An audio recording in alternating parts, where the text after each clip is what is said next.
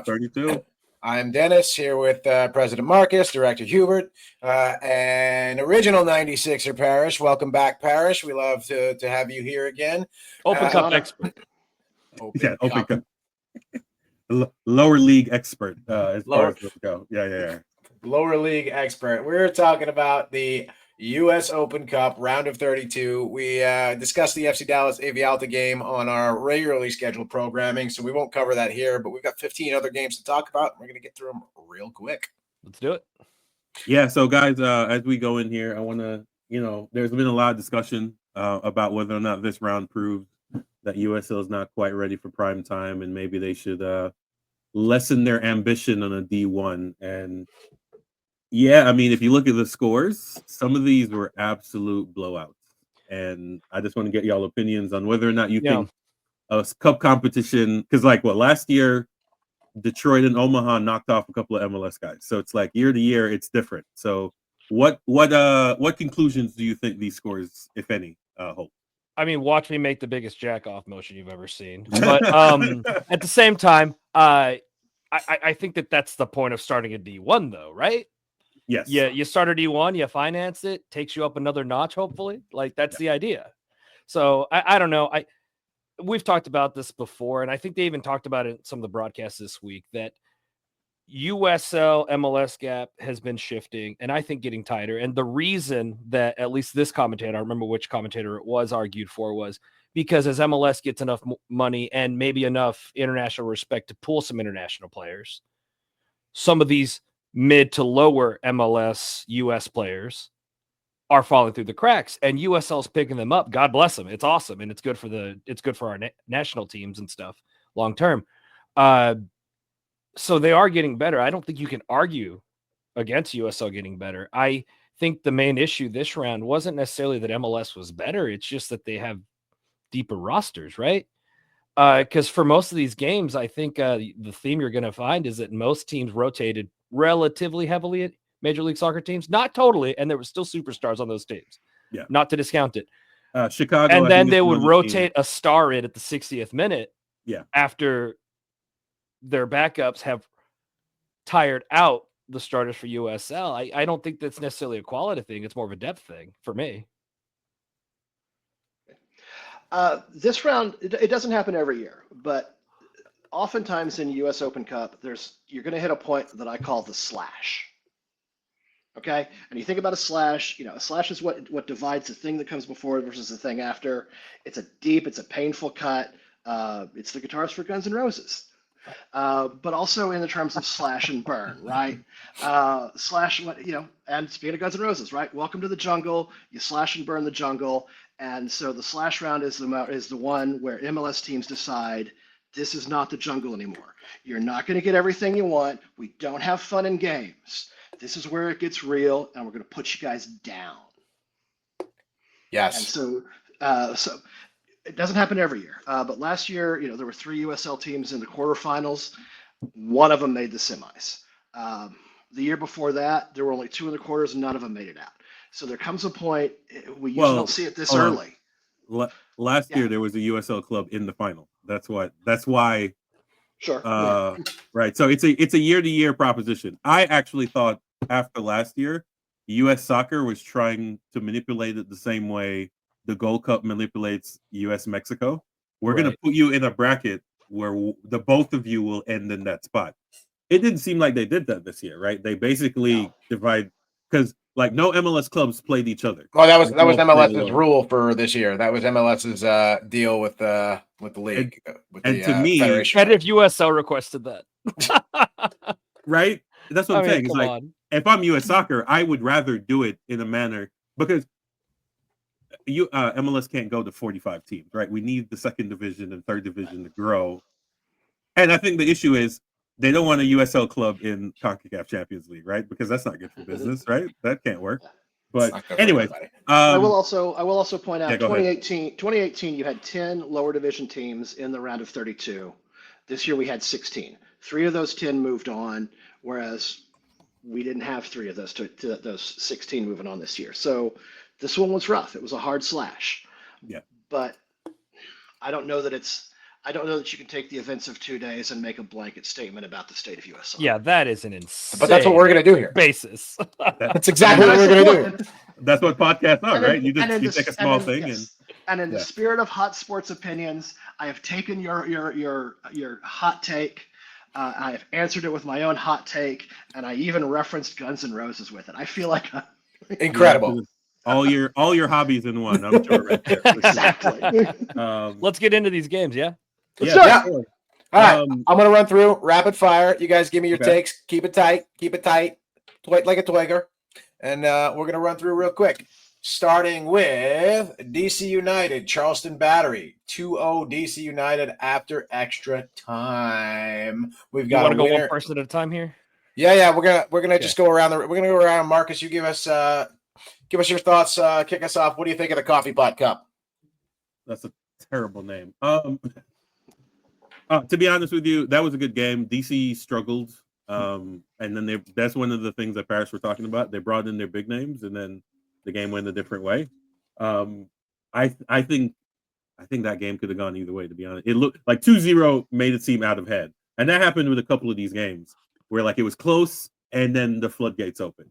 96-minute first goal here. Yeah, not Tampa Bay. They got their ass handed to them. But yeah, either way, I think this showed growth, man. I think a lot of these games are tight. A couple of them were out of hand, and this was definitely one of the ones that were tight. And DC, if they weren't careful, could have gone the way of New York City.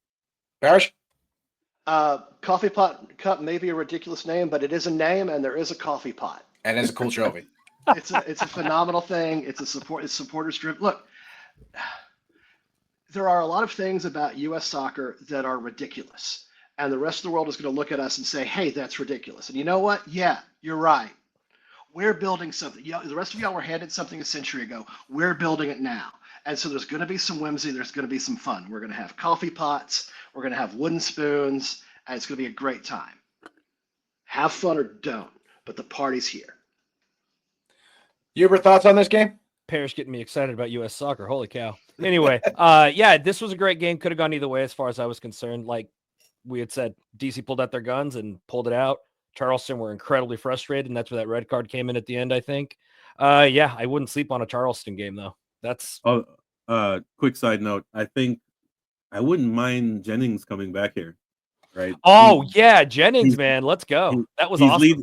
I think he's tied in the USL Championship with most goals with like 7. So, that's a guy to look out for. There are a couple. I will say the one good function of the Open Cup is it's a great shop window for these guys to get MLS time. It matters. Once we get to the El Paso game, that guy is going to get signed soon. Absolute star. They fell apart, but absolute star. But go ahead, Dennis. All right, we'll jump in next. Another one that went to extra time here. North Carolina FC falls 4-1 to Charlotte FC in a Carolina derby. Yeah. I mean, it's the example we've all said, right? They don't have the legs, right?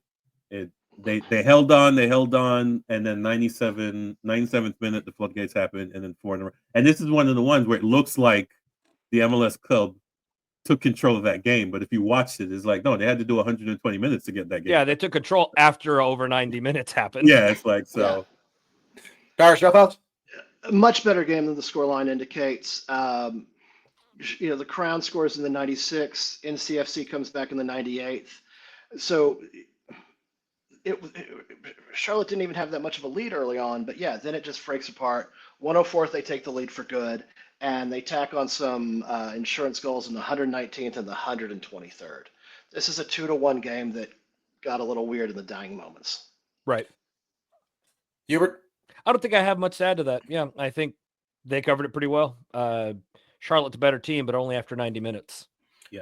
I'll just add here too that from a USMNT perspective, I think Big Pat Adjamang, I think he's gonna have a good season, and I think we're gonna see more of him in the US team, and he might make some World Cup appearances. I mark my words there. Hot take. Big Pat. I'm a big fan of Big Pat.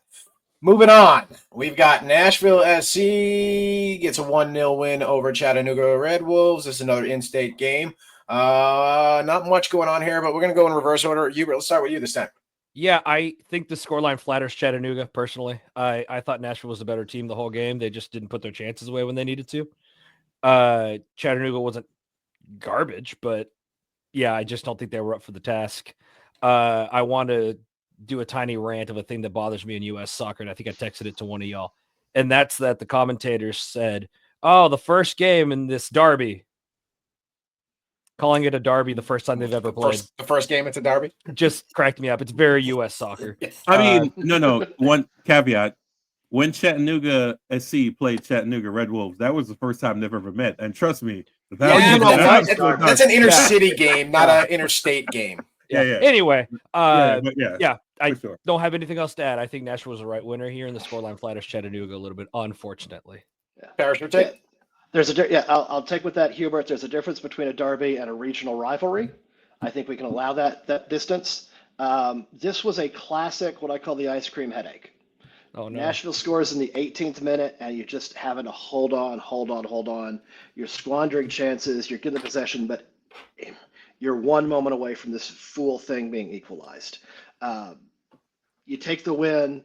They're not entertaining. They're not fun to be part of. No. When it's your rooting interest. You guys got to replace me with Parrish. He's got way better lines than I do. Yeah. Marcus, anything to add here? No. I mean, 73% possession for Nashville kind of told you what you need to know. They were playing, and then red card in the 80th minute basically took that game out of hand. So yeah, that was good on Red Wolves for putting in a fight. I mean, they were probably very emotionally drained after that Chattanooga derby, right? That was a lot of pent up, so, but no, good on them. Felt good though. Yeah, for sure. And now Nashville remains unbeaten in 9 all-time home games in the Open Cup. Before we move on, Dennis, you and I had picked, I think, 2 games each that were our upset watches. Yes. Yeah. Both of yours were this game, weren't they? Or this week? Or gosh, this game day? Yes. What were yours? Was it Carolina? No, I had who did I have? I don't even remember. I'm gonna have to go back and listen now. Okay, not important then. I'm sorry. I had I wanted Tampa. us to eat crow. Tampa was one of mine, and that was a terrible decision. Oh, what? Have you seen Tampa this year? Just call them out when we get to them, because I'll be calling mine out. Okay. So this was one of mine coming up next. We've got Colorado Springs Switchbacks fall 4-1 to the New Jersey Red Bulls. I will never call them a New York team. Paris, let's start with you here. Yeah, go ahead. This was a beating. This was the Bulls rotated the squad heavily, and the kids that were out there were trying to make a name for themselves. Yeah, Muhammad, put a pin in that. The same thing Dennis said about the other guy. This Muhammad guy, he is an absolute killer. I see that in the future. And if you watched our previous episode, we talked about how depth creates competition, which improves the first squad. You had a lot of young kids come out here and make their name against the Switchbacks, and then the senior squad decided that no, 4-1's not how you win a game when you want to hurt somebody.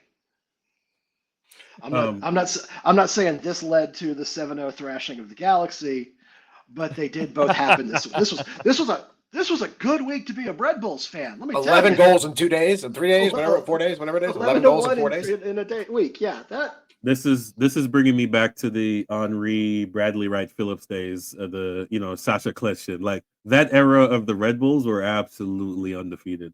Didn't win an MLS Cup in any of those though, which is an unfortunate bit. It's kind of like Reggie Miller with the Pacers, right? Absolutely legendary, but never quite got the cup. That's because of what the Metro Stars did to the Cosmos, but we'll talk about that another time. I will say this, I can understand why this was an upset alert, right? You would think the champion of the second division would be the closest to MLS quality. Now, granted, that was last season. A lot of things changed in the offseason, so you can't really hold that up indefinitely. But they had 61% of the possession, right? So the goals that they were giving away, like 2 of those goals were bad plays in the back. I don't know what it is about USL Championship clubs. I think it's because there's a lot of like English managers down in that level, and they want to play from the. I'm like, yo, no, you got to play with the quality of players you have here. And maybe that works against equal competition in the championship, but when you're playing up, you might want to route one, kick the ball far as much. But yeah, 61% of the possession. 81% passing accuracy. Like if you look at just the stats, Colorado did what they were supposed to do. but when the opportunities came, the Red Bulls did what they needed to do for sure. Yeah, for me, I think that Colorado came out to play and they did that. I think for that entire first half, Colorado, I wouldn't say was taking it to New York, but they were putting up the fight and they played as good, if not better than New York for the first half. I really felt that way. I was most excited about the switchbacks game, not just because of Herbert Endley. That's But also who Dallas is going to play next. yeah. It was also who we were going to play next. That matters. But yeah, I actually think the switchbacks did themselves proud and the scoreline flatters New York a little bit. That being said, Sofo was phenomenal. It was fun to watch him play. And can we talk about the insane camera angle for this game? Yeah, Weird so thing, From the top of the talking mountain, about the looking cup. down? Yeah, it was, yeah, a couple of 14er? these. Yeah, a couple of these USL, because Rhode Island has the same issue. Where they put the TV, I think it's for football, like American football. Mhm. So it's like straight down, and it's the weirdest thing. I mean, it was almost giving people motion sickness from what I was gathering. It was pretty wild. It was just a strange angle, but even the FC Dallas game had a strange angle a little bit too. I think it's just where the USL cameras were set up. Yeah. Moving on, the final game of Tuesday, the late game here, which I think was the most exciting game of this round. The MLS Next Pro, last team alive from Next Pro, Tacoma Defiance, fall 3-2 to the Portland Timbers, their spiritual rival, if you will. Here, Marcus, let's get started with you here. I'm not gonna lie, I was very torn with this one. I always root for the little guys, but when you're just a part of the big guy, it's just kind of a weird thing. It's like you're the appendix of the big guy. So should I still root for you? I'm very confused. They did make it interesting. Portland scored first. Tacoma came back, scored 2, and we thought that was going to be a cup set. And again, Portland brought in their starters, and things swapped. So I actually like that Tacoma team, to be honest. I looked at that roster. I've watched them. They're the late game, and I work late, so I'm up every night. And I like get you into Australian horse racing. Oh, trust me. If it's free on YouTube, I watch it. So be it J League, A League, like it's whatever. I got to keep myself occupied. I got 4 screens up here. But no, solid game. Again, I was looking for cup sets this round, and this and El Paso disappointed me, which we'll talk about later. But solid game, solid guys on that team. I don't know how many of them will make the Seattle roster at any point, but good guys, good team, and unfortunate for that result. Parrish, I thought. Regardless of how you feel about Tacoma or their big brother, Starfire Complex out in Tukwila, I think is a must destination for the American sicko soccer fan. It's a beautiful place to watch a game. This one hurt. You had 2 games that went into extra time on Tuesday. This one didn't, and it was more entertaining than those other 2. Portland wins it on a 93rd minute penalty. The foul that led to the kick, it was a little weak. It was a little unnecessary, but a little weak, yeah. It was one of those short shirt pulls that you just you can't. You can't do in the box for sure. Yeah, can't get away with it. Hubert, look, you and I talked about it. I think before we said this was going to be the atmosphere. Like this game would have atmosphere, and it delivered. It did, which was awesome. It felt like a proper cup match. Losing it in the 93rd, 94th minute. I mean, everything about this game screamed cup, and I loved it. This was a quintessential cup game for me. I was rooting for Tacoma. Bummed to see them lose it, but again, I think it went back to legs. I appreciate that the first team derby translates slightly into this a little bit, and that was really enjoyable. Shout out to all the fans that went to that game from both sides. I thought it was a great atmosphere. Yeah, I'll say that we are living in a world where we could someday see a Next Pro team playing in a cup final. I think it's absolutely a possibility. And you know what? Maybe everybody might be a little upset that not all the teams are playing in the cup, but I think this makes it a little bit more interesting and a little bit more exciting, especially when you're getting into a round like this where there aren't many upsets. So moving on to the Wednesday games, that puts a pin in the Tuesday games, but we'll kick off Wednesday with the first game of Wednesday afternoon, the only cup set. Oh, I was going to say skip that to last, but yeah, go ahead. The saviors of the lower division, the one and Pittsburgh only Riverhounds going up 1-0 over NYCFC. Hounds! The Hounds. Let's go Hounds. NYCFC has the dubious distinction of being the only MLS team to get knocked off in this round and the only team that didn't go through. So let's start reverse order. Hubert, you first. Yeah, I mean, rotated squad, right? I don't think that's the be-all end-all, not to take credit from the Riverhounds there. But yeah, I think the Riverhounds just wanted this game, man. Their fans were out in force. They were shouting and yelling. I think it's a sub that scored the goal, or am I thinking of a different game? Was Idra? Yeah, it was. Sub? It was. I don't know. I want to talk about that header, though. That was a phenomenal, towering header to win it. Last minute, watching the celebrations, tore his shirt off. No yellow, which I'm happy to see. When did we start carding people for taking their shirts off? That's a bummer. Well, I think they didn't card them because the game was over by then. But yeah, I'm glad they didn't. It happened to Serie A this weekend too, but that's a different story. New York had possession, had shots, but they didn't take their chances, and that's what happens, right, in a cup game. Parrish? New York earned this. They earned this cup set. They had a red card in the 78th minute for a dog so tackle. They had an empty netter in the 86th that just went on a one-timer that went a little wide. You give up an equalizer. You give up a 96-minute equalizer game winner. The Pigeons earned every bit of this loss. That's fair. Marcus? Yeah, it was. I mean, again, it's what the cup is. The magic of the cup, right? The little That's guy. what it's all about. Yeah, he hangs on to the very last minute, last kick of the play. I mean, like corner kick, last kick. I think even the goalkeeper was up at that point. Like everyone was there. Headed back across the goal. Goalkeeper had no chance whatsoever. And celebration ensued, man. It was beautiful. I was hoping for more of that, but unfortunately, it was not meant to be. Fun fact here, Pittsburgh is 19, 18, and 3 all-time in the Open Cup, and this is their third straight win over an MLS team. So, big dogs on the porch. The best thing about this win, too, is that Dennis has to sing the praises of the Pittsburgh team, which I know he hates. Yeah, but then they play Philly next, so I still get to root against Philly, so I can deal with that. I can live with that.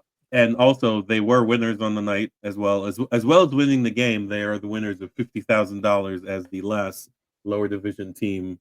So make it rain. Yeah, it's them, the Burrito Boys, and I can't remember. Does Tacoma count as the next team? No, so El Burrito as the last open division, Omaha as the last third division, and then Pittsburgh as the last second division team. So what about Alta?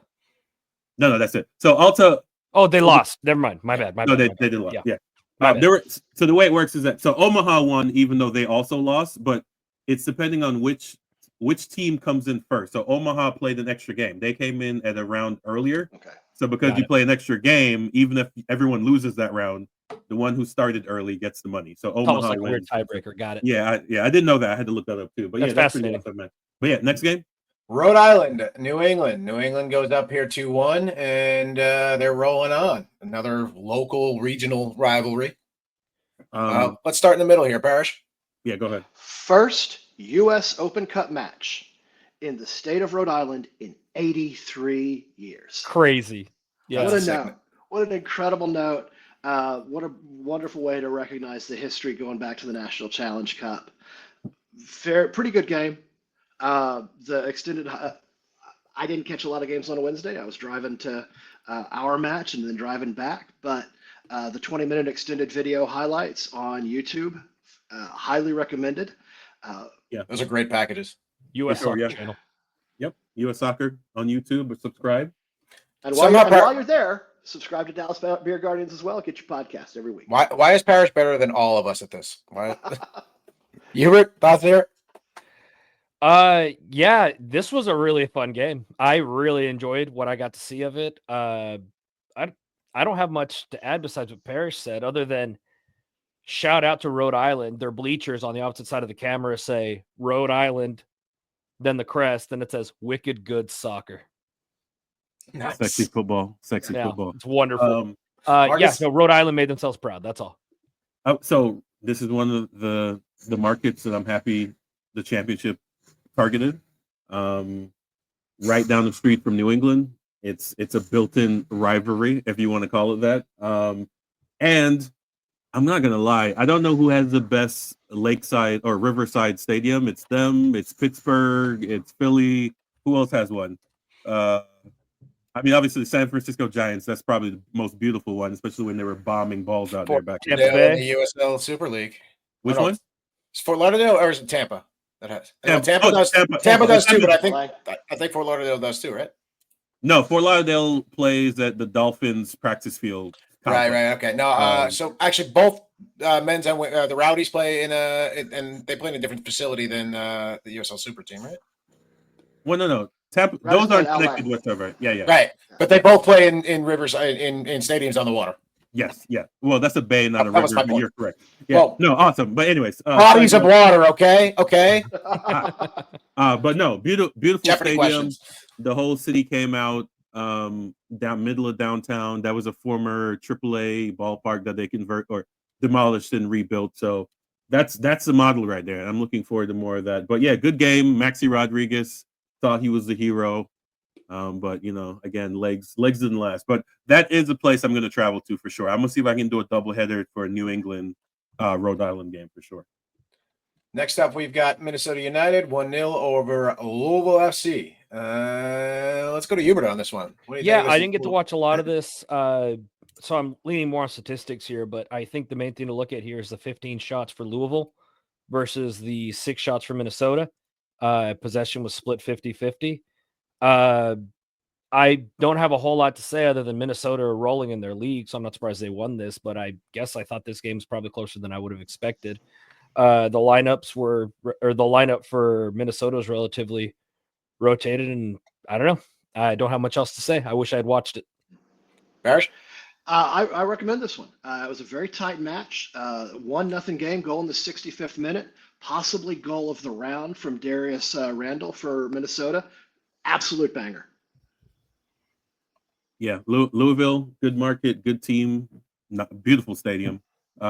Yeah, this was one. That city loves their sports. That's a fact. Louisville loves their teams. And they created a new cup. Speaking of manufactured cups, they created a new cup with them in Lexington that they're going to play every year right before the Kentucky Derby. So Nice. that's something to look forward to. Do we have a name for that yet? Yes. They named it. What was it called? It's the Kentucky Derby. Yeah, there we go. The Derby Derby. I love it. That's Derby incredible. Derby. The Brits are rolling over right now. They're dead, bro. That is American sports right there. I love it. And if the Brits and I just said if the Brits want to laugh at it, miss the party. Yep. It's on you. 100%. I mean, there's not really a party, Paris, but yeah, go ahead. It's a next party. game. It's the whole state of Kentucky's partying. Yeah. Bring your big hat. and shout out to the Minnesota social media team who absolutely did some work this weekend in relation to their MLS game. We won't talk about that here. Yeah, get tilted, David. Get tilted. Yeah.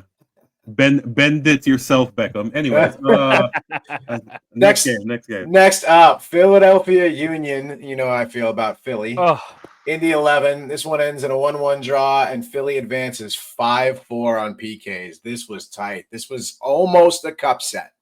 Marcus, we'll start with you. Top corner, circle takes a square. I want to say great play by Indy, but RIP, your days seem to be numbered, unfortunately. But good game. Philly barely got it. Yeah, it's fine. We'll get again USL episode coming soon.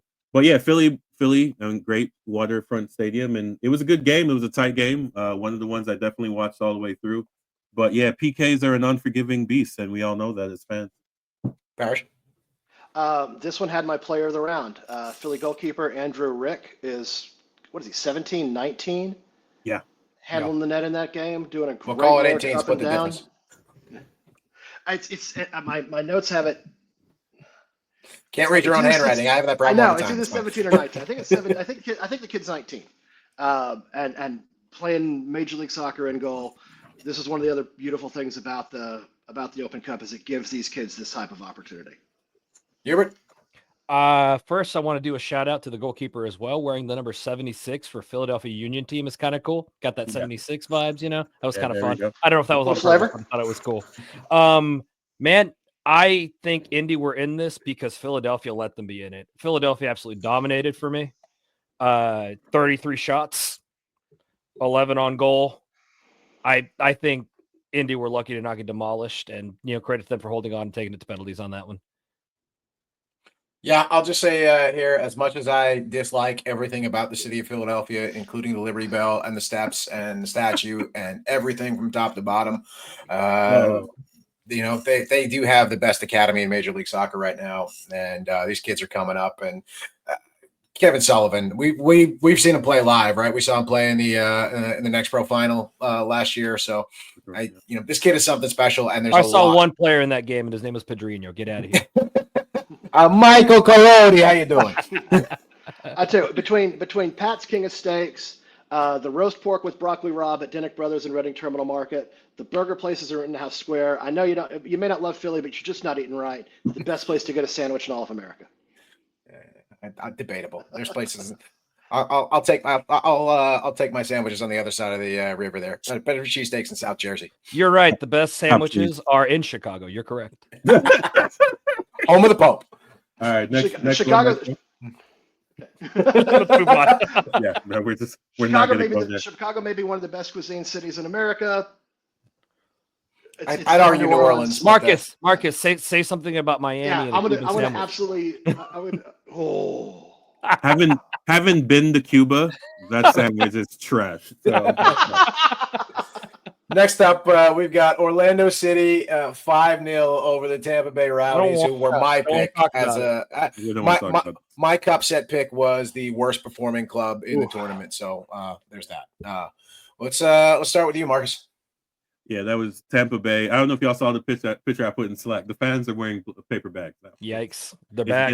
It's getting embarrassing. Rough start to the season for a great franchise. Yeah, it's a great franchise. Also, they might be losing their home because the city wants to redevelop it into condos. So, yeah, it's just one of them things where maybe things aren't going right now. But again, one of the best kits in the country. Love the lime and yellow. I don't know what color we go there, but yeah, it was embarrassing. And to be honest, part of me wanted them to put 7 past them. They might as well just make it happen. Parrish? Yeah, the lemon and lime of the Rowdies, the purple of Orlando City. It was a beautiful palette of a game, and that's all I got to say about that. Shout out to Poppy. Yeah, Poppy knows how to win cup games, and once again, he showed up and did it. Shout out to Skyway Casuals, my favorite supporters group from Tampa Bay. They are wonderful people. Bummer to see this. I don't know that I have much to say other than just Orlando knows how to win these games, I guess, and they did it. Moving on to another all-out pasting here. Chicago Fire go up 4-0 over Detroit City FC. Can I start on this one, by the way? Please? You absolutely can. You are a resident Detroit City expert. I'm starting on this one because this was one of my upset watches. So I can eat crow with you on this one, Dennis. So we have no idea what the hell we're talking about. If you might as well turn this off right now. We don't know what we're talking about. I mean, Chicago took it to Detroit, right? I don't think the scoreline was unjust. I think Chicago just drilled them, put the shots in that needed to go in. They even felt like they were having fun in this cup match. They were just running riot. Credit to Detroit for at least having a couple of good opportunities that just didn't come off for them. But cool to see how many fans travel for Detroit always. Despite what you may think about the Northern Guard, that support being there was really cool. They had flags all the way up the section, which was really cool. But also Chicago had pretty good attendance in this one for a cup match, I think. I don't know what the final attendance was, but it looked pretty good. I know they're playing at SeatGeek. So anyway, good job, Chicago. Thanks for ruining my fake bracket. Marcus? Yeah, it was about 6,000 that made it there. I'm pretty sure half was probably Detroit. I mean, Detroit's one of them teams you gotta love to hate, right? You love to see what they're doing at that level, and hopefully they get a stadium deal done here soon. Learn something by watching this front office, though. Yeah, for sure. Yeah. I mean, to be honest, all they need is a guy with deeper pockets, and I think this Detroit could be Louisville, right? Get a nice stadium downtown, but unfortunately, those guys are wealthy or rich, but not wealthy. Oh, hang on. Keyworth is a wonderful venue, and they are developing it. No, they're looking for a new stadium. The city sold them a piece of property, so they're moving. Yeah. Well, I guess what I'm saying is I think they're gonna get what they're looking for there. Yeah, not to get into it, but yeah. Fair enough. But anyways, that was one of the ones I had for an upset. Detroit's a good team, but Chicago actually started all their DPs. So yeah, no, they weren't messing around. They were not messing around. Yeah, they came out on top. Parrish, thoughts here? Nice to see a game back at Bridgeview. I don't love the suburban stadiums, but there was a time when that was the only option, and I think there's if we're going to respect the history, we got to respect the history. Absolutely. Moving on, we only got a couple games left. We'll burn through these as quick as we can, but we've got St. Louis City goes up 2-0 over Union Omaha, and St. Louis is rolling on here. Let's Parrish, back to you on this one. Joey Zielinski for St. Louis making his pro debut, 68th minute banger to open Yeah. up the scoring. Phenomenal moment. That was a hell of a goal. Yeah.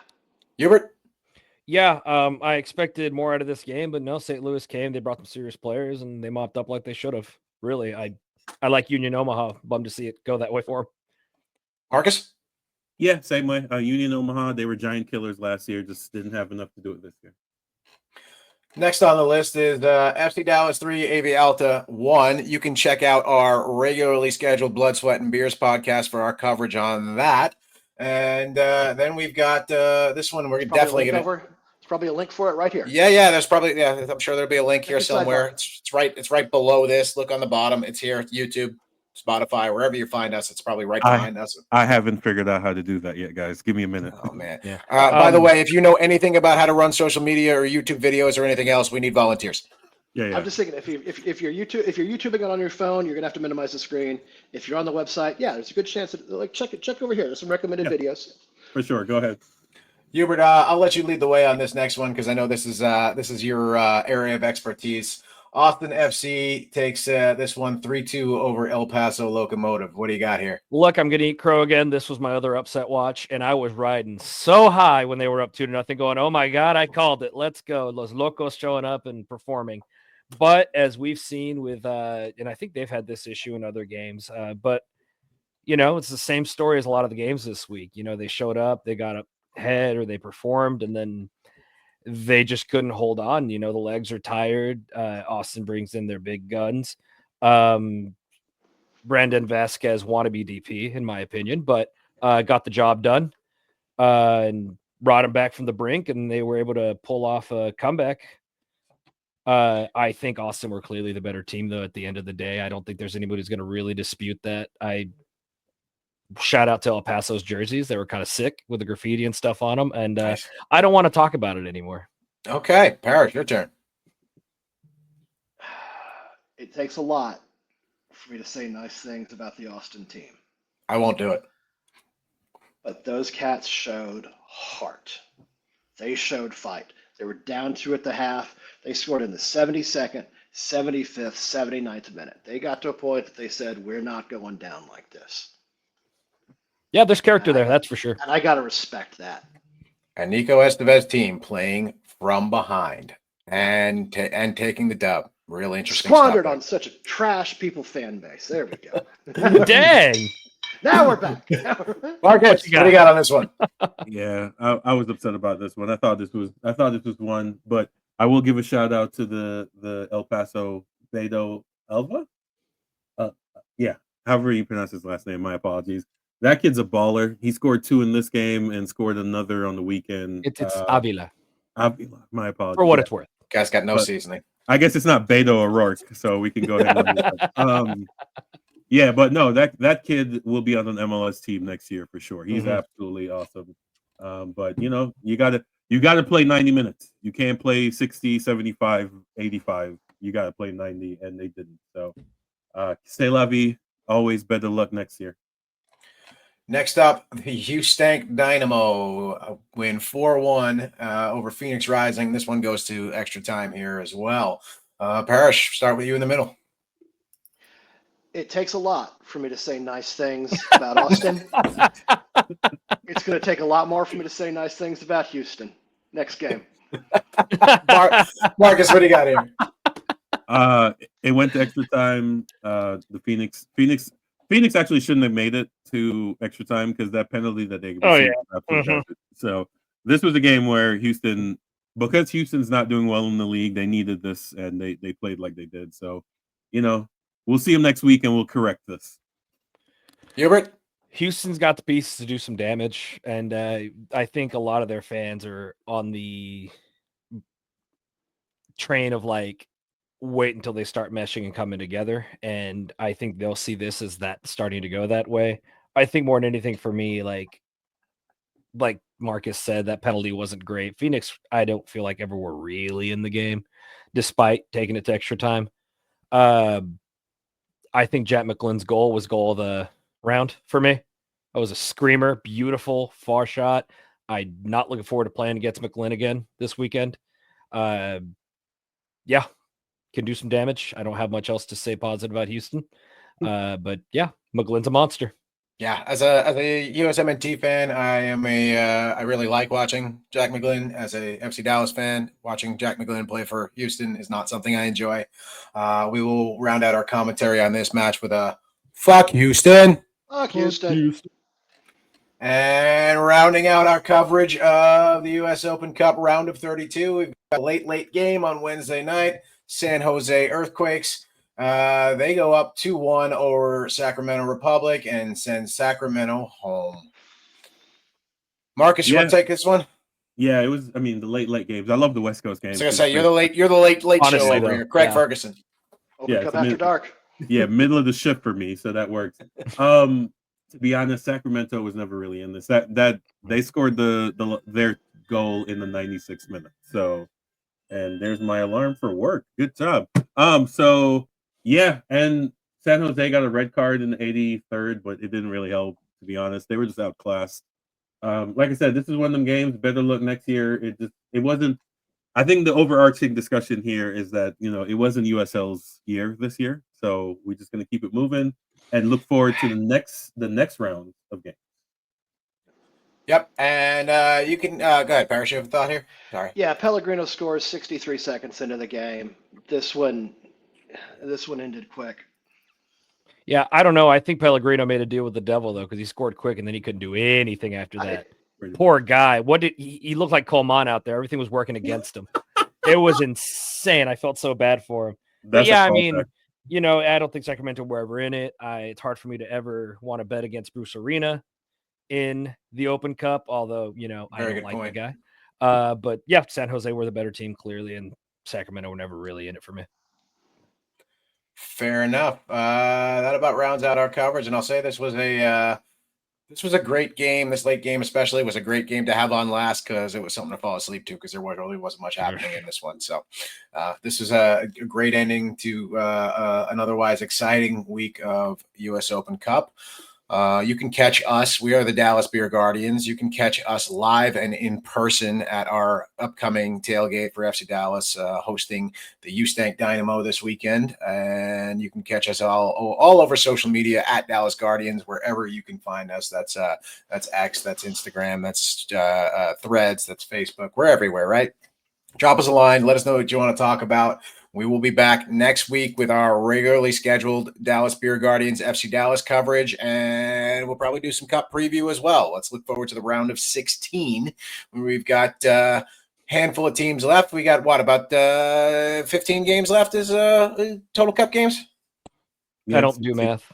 Yeah, 8. Yeah, about right. The next round is going to be May 20th to 20. The Wednesday, Thursday, or Tuesday, Wednesday, May 20th. And May 21st. So yeah, we'll pop on. We'll do some coverage previewing that one, and then we'll be back regularly with our stuff. We should do a live watch sometime. Hell yeah, it's a good live from Derbyshire. We do need to do a live. I'm down for that. We'll plan that out for sure. So yeah, we'll let you know where that is if y'all want to come interrupt the pod at any moment in time. But yeah, absolutely. You just got to yell "fuck Houston" in the background, and you'll be allowed. We'll let you in for sure. All right. All right, folks. Stay thirsty, stay hydrated. We're the Dallas Beer Guardians. Marcus, take us out. Like and subscribe. Save the cup.